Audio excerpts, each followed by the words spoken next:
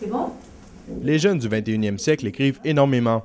En effet, ils chattent sur leurs ordinateurs, textent sur leur téléphone cellulaire, ils commentent divers sujets sur les forums de discussion et écrivent leurs états d'âme sur les différents médias sociaux. Le problème n'est donc pas la quantité, mais bien la qualité, car l'orthographe et la grammaire sont bien souvent absentes des nombreux écrits produits chaque jour sur Facebook ou par message texte. Les majuscules disparaissent, la ponctuation est très limitée, et les mots sont souvent écrits phonétiquement.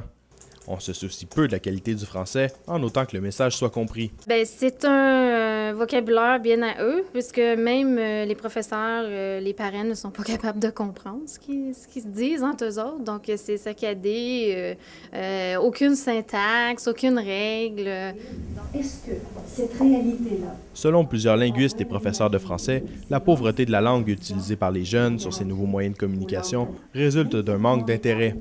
Plusieurs étudiants ne voient pas le français comme quelque chose d'important, mais seulement comme un mal nécessaire à l'école et au travail.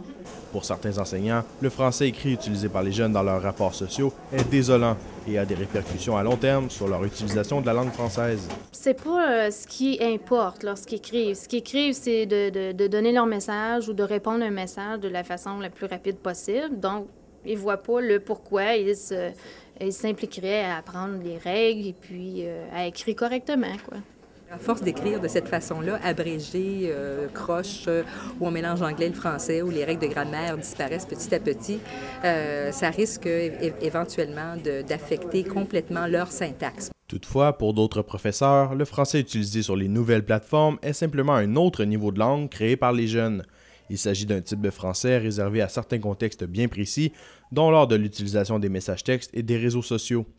Lorsqu'ils sont en classe ou dans un contexte plus sérieux, le français utilisé n'a rien à voir avec celui de Facebook et des conversations par clavardage. J'avais peur justement qu'il y ait un impact, mais quand je vois depuis 3 ans, entre autres, que je regarde des productions écrites, les dictées, etc., je trouve qu'il n'y a pas eu de baisse de la qualité de la langue en tant que telle. Quand ils communiquent entre eux, ils vont à l'essentiel, quelques mots, etc. Mais quand je leur demande une production écrite, quand je leur demande, évidemment, une dictée ou quoi que ce soit, moi, je peux voir chez mes élèves qu'ils font très attention.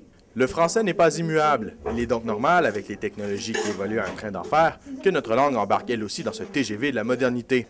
Le français a bien changé depuis ses débuts et continuera d'évoluer. Et ce sont les jeunes qui devront le préserver, mais surtout l'adapter, car ce sont eux qui feront en sorte que la langue de Molière restera solide demain.